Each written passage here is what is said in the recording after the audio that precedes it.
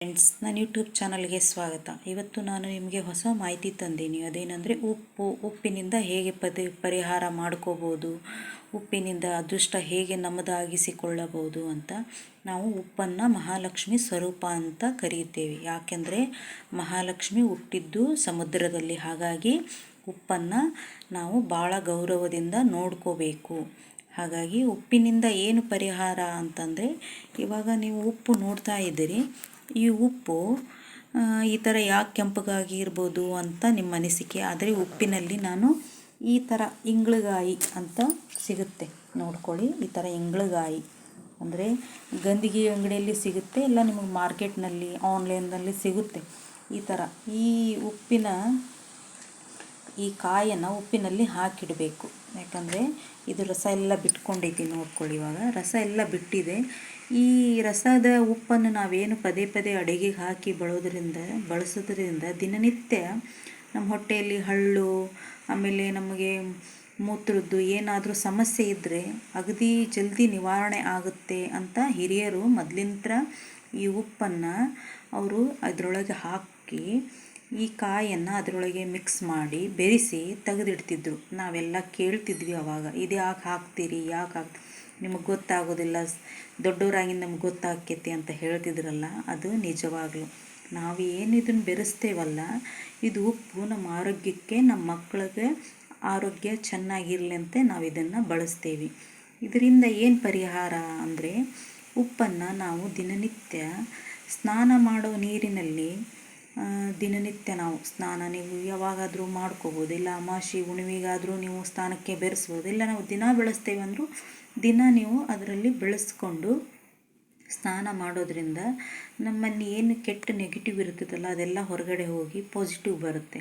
ಆಮೇಲೆ ಮನೆ ಒರೆಸೋದ್ರಿಂದ ಮನೆಯಲ್ಲಿ ಒಂದು ಬಕೆಟಿಗೆ ಒಂದು ಮುಷ್ಟಿಯಷ್ಟು ಉಪ್ಪು ಹಾಕಿ ಮನೆಯೆಲ್ಲ ಕ್ಲೀನಾಗಿ ಒರೆಸಿ ನೀರು ಚೆಲ್ಲಿ ನೋಡಿ, ನೀವು ಉಪ್ಪಿನಿಂದ ಮನೆ ಒರೆಸ್ಕೊಳ್ಳಿ. ನಮಗೆ ಒಂಥರ ನೆಗೆಟಿವ್ ಎಲ್ಲ ಆಚೆ ಹೋಗಿ ಪಾಸಿಟಿವ್ ಏನೋ ಒಂಥರ ಶಾಂತಿಯಾಗಿ ನೆಮ್ಮದಿಯಾಗಿ ಜೀವನ ಮಾಡಬೇಕಂತ ಅನ್ನಿಸ್ತದೆ. ನೋಡ್ಕೊಳ್ಳಿ, ನೀವು ಮಾಡಿ. ನಂತರ ನಿಮಗೆ ಉಪ್ಪು ಅಂದರೆ 4 ಮೂಲೆಯಲ್ಲಿ ಉಪ್ಪನ್ನು ಒಂದೊಂದು ಮೂಲೆಯಲ್ಲಿ ಹಾಕಿಡಬೇಕು.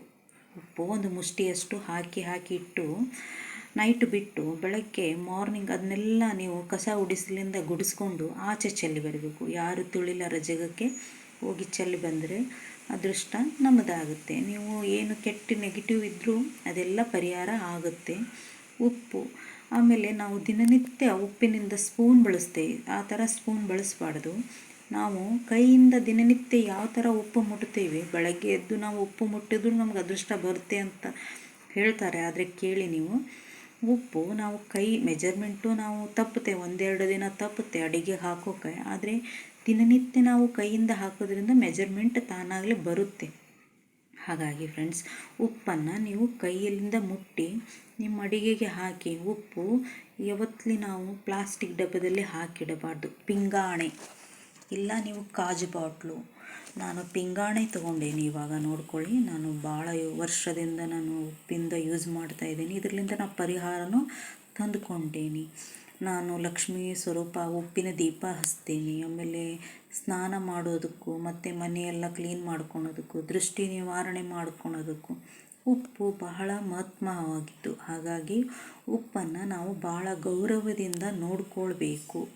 ಉಪ್ಪನ್ನು ಬೇಕಾಗಿ ಚೆಲ್ಲಬಾರ್ದು, ಆಮೇಲೆ ಬಿಸಾಕಬಾರ್ದು. ಉಪ್ಪು ಅದರದೇ ಆದ ಮಹತ್ವ ಅಂತಂದು ನಿಮಗೇನು ಹೇಳ್ತೇನಲ್ಲ, ಮಹಾಲಕ್ಷ್ಮಿ ಸ್ವರೂಪನೇ. ನೀವು ಉಪ್ಪಿಗೆ ಆದಷ್ಟು ಗೌರವ ಕೊಡಿ.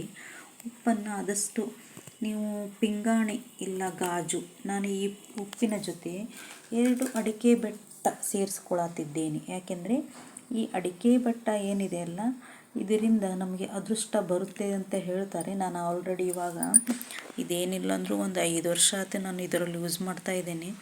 ನನಗೆ ಆ ಥರ ಅನಿಸಿದೆ, ಅಂದರೆ ಇದಿದ್ದರೆ ನಮಗೆ ಪರಿಹಾರ ಆಗುತ್ತೆ ಅಂತಂದು. ಅನುಕೂಲ ಆಗುತ್ತೆ, ನಮ್ಮ ಅನುಕೂಲ. ನಾವು ಈ ಥರ ಮಾಡ್ಕೋಬೋದು. ಇಲ್ಲ ನಾವು ಬಾತ್ರೂಮ್ನಲ್ಲಿ ಈ ಥರ ನೋಡಿ, ನಾನಿವಾಗ ಇದು ಬಾತ್ರೂಮ್ನಲ್ಲಿ ಇಡ್ತಿರ್ತೇನೆ. ನಾನು ಅಮಾವಾಸ್ಯೆಗೊಮ್ಮೆ ಇಡ್ತಿರ್ತೇನೆ. ಇದು ಬಾತ್ರೂಮಲ್ಲಿ ಇಟ್ಟರೆ ರಾಹು ಬರೋಂಗಿಲ್ಲ ಅಂತ ಹೇಳ್ತಾರೆ. ಹಾಗಾಗಿ ನಾನು ಇದರಲ್ಲಿ ಈ ಉಪ್ಪು ತುಂಬಿ ಇಟ್ಟು ನಾನು ಅಮಾವಾಸ್ಯೆಗೊಮ್ಮೆ ಇಟ್ಟು ಆಮೇಲೆ ಅಮಾವಾಸ್ಯೆಗೊಮ್ಮೆ ಚೇಂಜ್ ಮಾಡ್ತೀನಿ. ನೀವು 15 ದಿವಸಕ್ಕಾದರೂ ಚೇಂಜ್ ಮಾಡ್ಬೋದು, ಇಲ್ಲ ತಿಂಗಳಿಗಾದರೂ ಚೇಂಜ್ ಮಾಡ್ಬೋದು. ನಾನು ಅಮಾವಾಸ್ಯೆಗೊಮ್ಮೆ ಚೇಂಜ್ ಮಾಡ್ತಾ ಇರ್ತೀನಿ. ಹಾಗಾಗಿ ಜಗಳ, ನಮ್ಮ ಮನೆಯಲ್ಲಿ ಕದನ ಅದು ಏನು ಬರೋದಿಲ್ಲ. ಹಾಗಾಗಿ ಉಪ್ಪನ್ನು ಈ ಥರ ನೀವು ಸಂಗ್ರಹಣೆ ಮಾಡಿಟ್ಕೊಳ್ಳಿ. ಉಪ್ಪಿನಿಂದ ಪರಿಹಾರ ತಂದುಕೊಳ್ಳಿ. ಮತ್ತು ಉಪ್ಪು ಅದೃಷ್ಟ ನಮಗೆ ಬರುತ್ತೆ. ಲಕ್ಷ್ಮಿ ಯಾವತ್ತೂ ಯಾರು ಹೆಚ್ಚು ನಾವು ಲಕ್ಷ್ಮಿಗೆ ಇಷ್ಟವಾಗಿದ್ದು ಮಹಾತ್ಮ ಭಾಳ ಕೊಡ್ತೇವಲ್ಲ, ಅಂದರೆ ಗೌರವ, ಲಕ್ಷ್ಮಿಗೆ ಏನಿಷ್ಟ ಅದು ಭಾಳ ಗೌರವ ನಾವು ಕೊಟ್ಟಾಗ ಲಕ್ಷ್ಮಿ ನಮಗೆ ಒಲಿತಾಳ ಅನ್ನೋದೇ ನನ್ನ ಅನಿಸಿಕೆ. ನೀವು ನೋಡ್ಕೊಳ್ಳಿ, ಬೇಕಾದರೆ ಯಾರಿಗಾದರೂ ಕೇಳಿ ಉಪ್ಪಿನಿಂದ ಏನು ಪರಿಹಾರ ಅಂತಂದು ಅವರು ಹೇಳ್ತಾರೆ ಉಪ್ಪಿನಿಂದ ಈ ಥರ ಇದೆ ಅಂತ. ನಾನು ಇದ್ರ ಜೊತೆಗೆ ಇವಾಗ ತುಂಬಾಗಿ ಉಪ್ಪು ಹಾಕ್ತಾ ಇರ್ತೀನಿ. ಇದು ತುಂಬೆ ಉಪ್ಪು ಹಾಕಿ ಇಡುತ್ತೇನೆ. ನಾನಿವಾಗ ಇಂಗ್ಳಗಾಯಿ ಮತ್ತು 2 ಅಡಿಕೆ ಬೆಟ್ಟ ಹಾಕಿ ಈ ಥರ, ಇದಕ್ಕೆರಡು ಇಂಗ್ಳಗಾಯಿ, ಇದಕ್ಕೆರಡು ಅಡಿಕೆ ಬೆಟ್ಟ, ಆಮೇಲೆ ಇದಕ್ಕೆರಡು ಇಂಗ್ಳಗಾಯಿ, ಇದಕ್ಕೆರಡು ಅಡಿಕೆ ಬೆಟ್ಟ ಹಾಕ್ತಾ ದಿನನಿತ್ಯ ಬಳಸ್ತಾ ಬರ್ತೀನಲ್ಲ. ನಮ್ಮ ಮನೇಲಿ ಆ ಥರ ನೆಗೆಟಿವ್ ಏನೂ ಇಲ್ಲ. ಹಾಗಾಗಿ ಮೊದಲು ಇತ್ತು ನೆಗೆಟಿವ್ ಎಲ್ಲ.